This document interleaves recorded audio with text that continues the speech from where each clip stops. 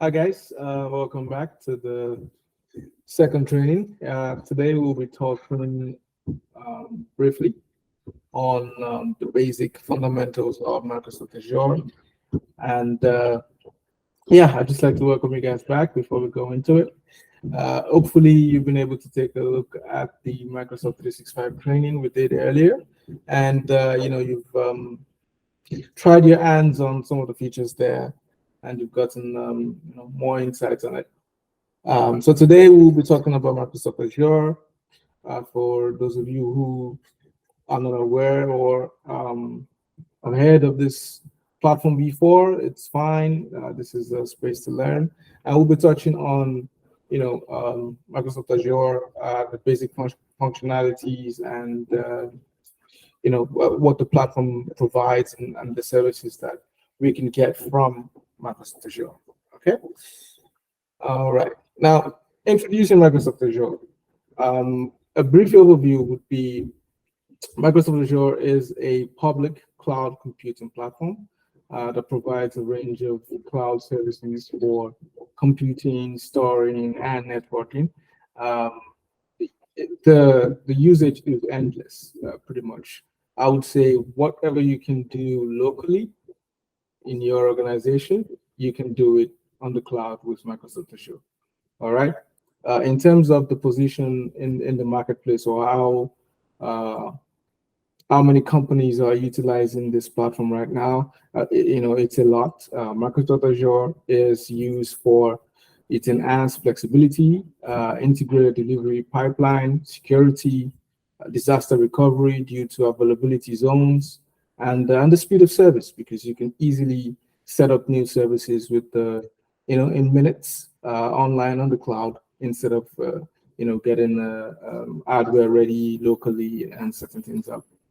How does it work? Azure is a huge collection of networking hardware and servers that run a complex set of applications widely distributed in an organization. What does that mean? It means that it's not magic. There are um, data storage spaces at Microsoft, which contains a huge amount of servers that run applications to provide you the services that you enjoy over the internet or on the cloud. Okay. Now we're going to touch on some of the fundamentals that cloud computing gives us, cloud computing in general. And we will start by saying, what is cloud computing? Cloud computing is a technology that provides on-demand access to computing resources over the internet.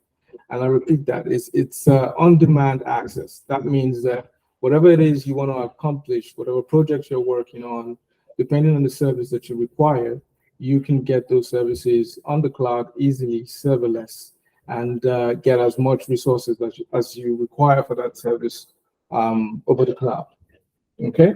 One of the core benefits of cloud computing, as I must have touched on in the earlier training, is the cost efficiency, the scalability, the flexibility, and the security of your services over the cloud, which is one of the things that are the most IT specialists look into, is how is it secure? If you have your own local infrastructure, you know who goes in and who goes out, but this is over the cloud. And because of that, this cloud computing platforms have made sure that security is very at the forefront of their design.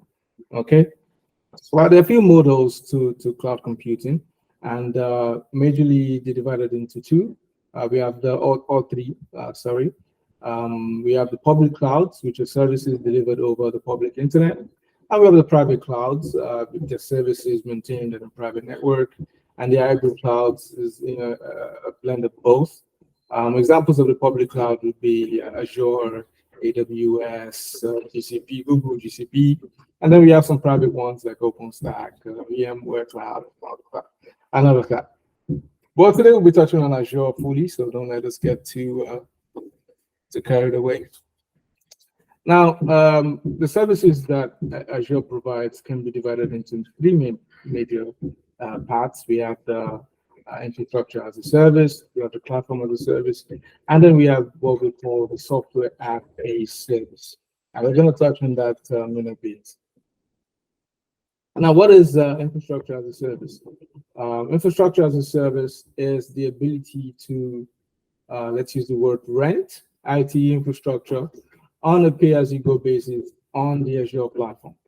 You know, what that means is when we talk about infrastructure, what are we talking about? We're talking about you want to set up a web server, you want to set up a couple of database, you want to set this up for your organization. You can do all of that on the Azure platform, you know, on a pay-as-you-go basis. So you only pay for the resources that you use, which is easier and more cost efficient. So that's the infrastructure as a service. You know, you're renting IT infrastructure on the cloud, on Azure, as we need to. So the next one is platform service. And, you know, this allows developers to build, deploy, and scale applications without managing the underlying infrastructure. This is mainly on the, this touches on with developers. You know, if you're a web developer, or if you're software development, and you want to utilize, you know, the cloud computing services to build your app, to deploy your application, or to scale up your deployments, and that would touch on, you know, the DevOps things, you know, so this is where platform as a service come into play, and those services are available on Azure for your use, depending on what protocol you're working on. And for software as a service, as the name implies, it focuses on delivering software applications over the internet on a subscription basis. Okay. All right, just give me 1 minute.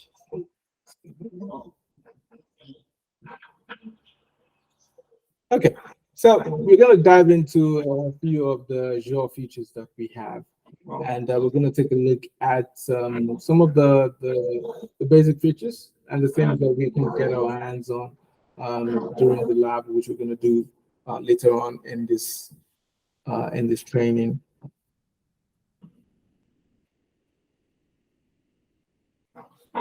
Okay, so now let's look at the core features of Azure.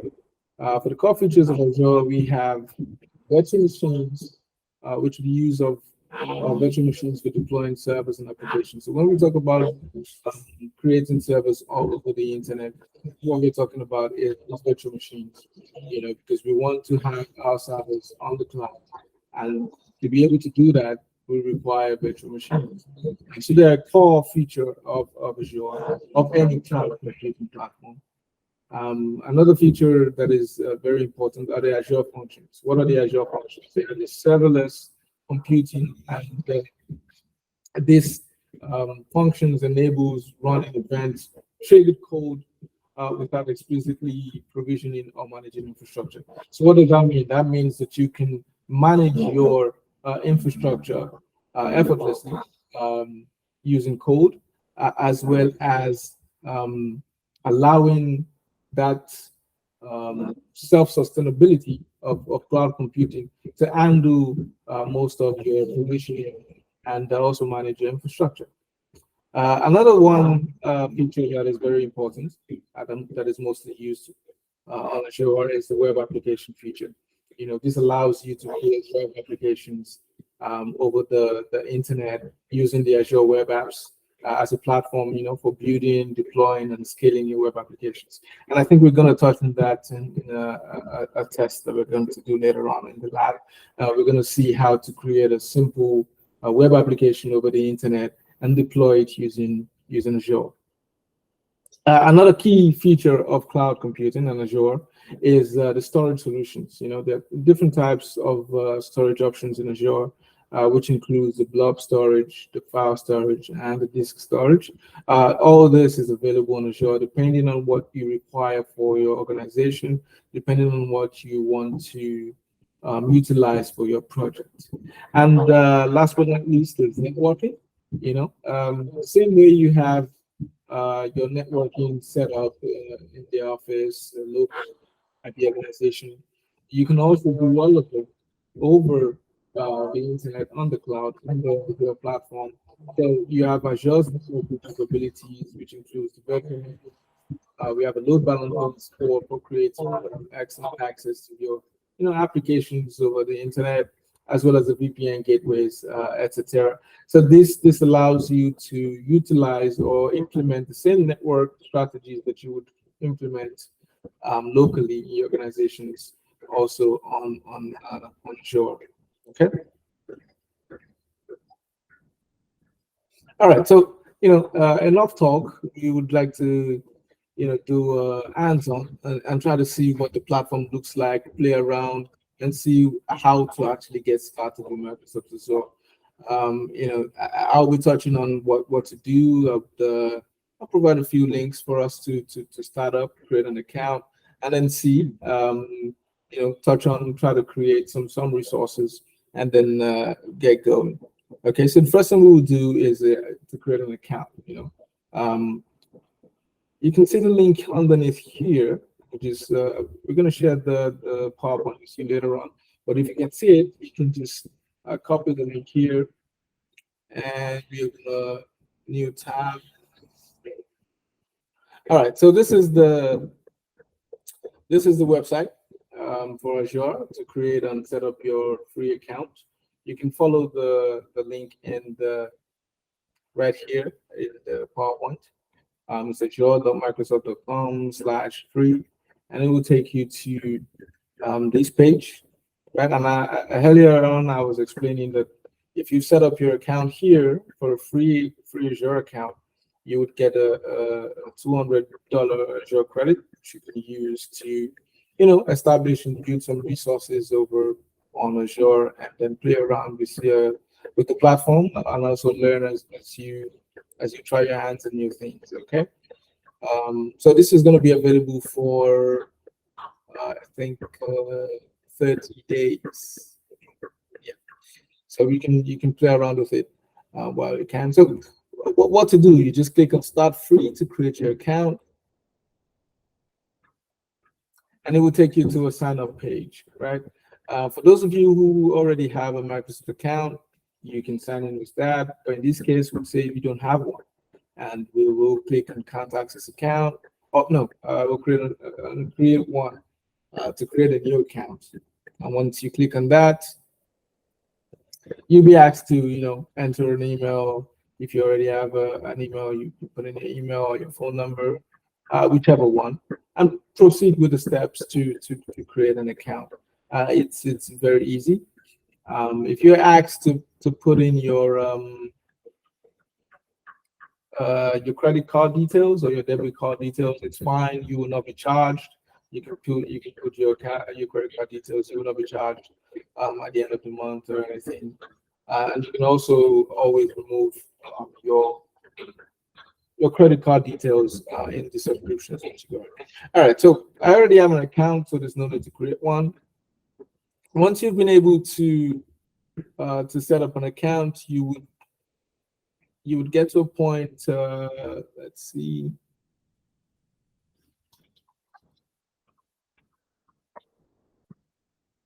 Once you've successfully created your account, this is what you would see. Okay, you'd be seeing something like this. This is the home page for Microsoft Azure platform. This is the home page. You would be given a $200 credit, like I mentioned right here. I still have about $90 remaining. Okay, so you'll be given a free tier subscription that you can use to create your to have access to some of the services on ownership. Okay.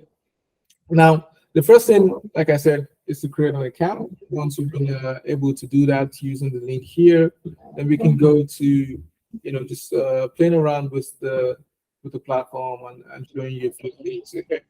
Now, this is the platform.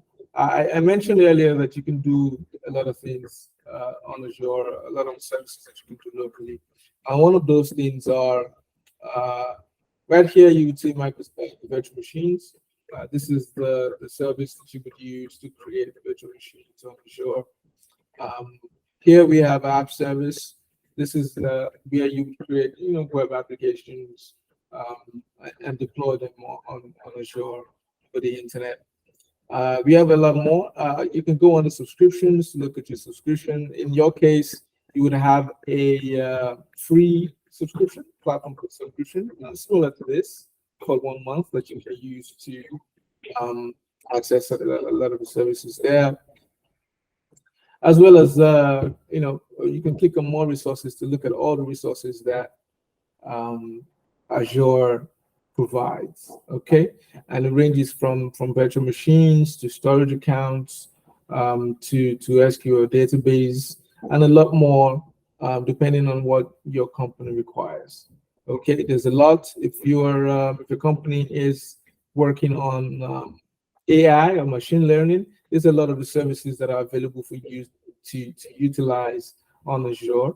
If your organization is more analytics based, you can use a lot of these services here, especially Power BI for reporting and whatever it is that your company requires. And for computing, you have a lot of these services here.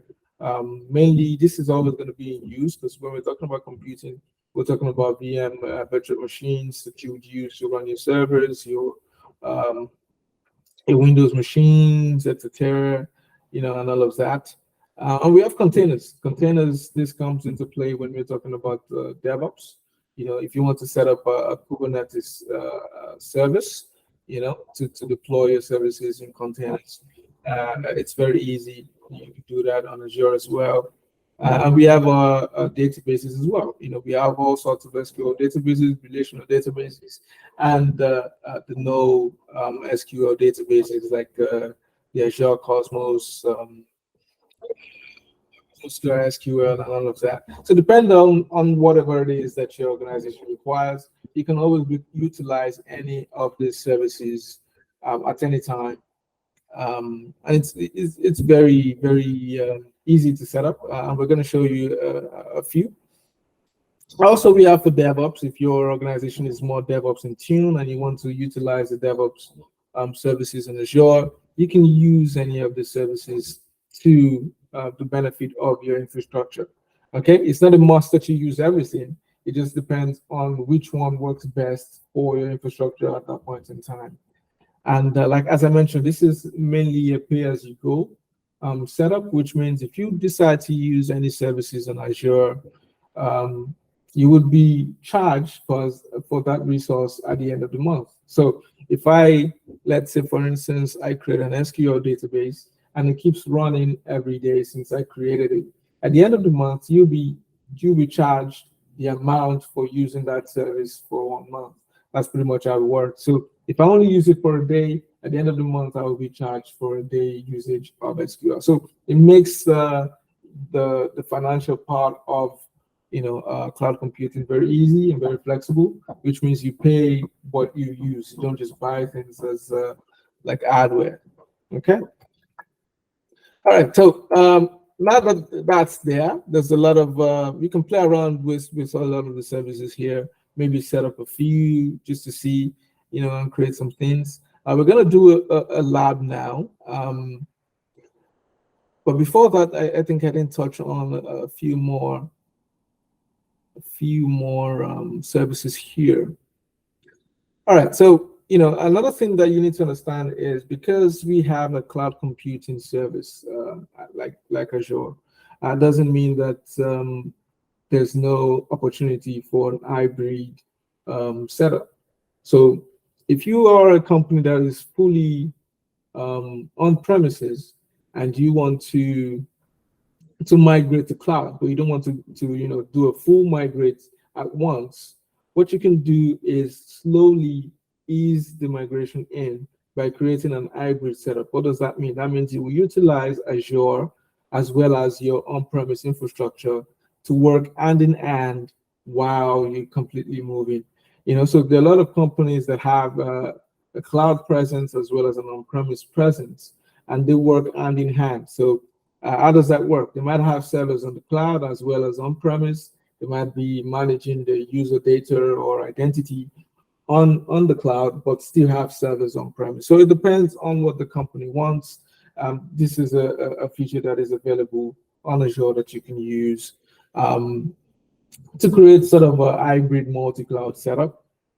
And also we touched on identity. What does identity mean? Identity is what manages the user credentials, user account details, your roles, your accesses. And we will look into the connection between Azure's identity and the Microsoft 365 later on. And also we have integrations. Integrations are pretty much allows you the services that you can use to integrate your platform with third-party, excuse me, third-party applications. Uh, for example, if you have a third-party app that you want to set up SSO, which is single sign-on, or you want to set up some things or deploy an application, but you want it to connect to your organization's Azure, you can always do an app integration or configuration on Azure, which is very easy.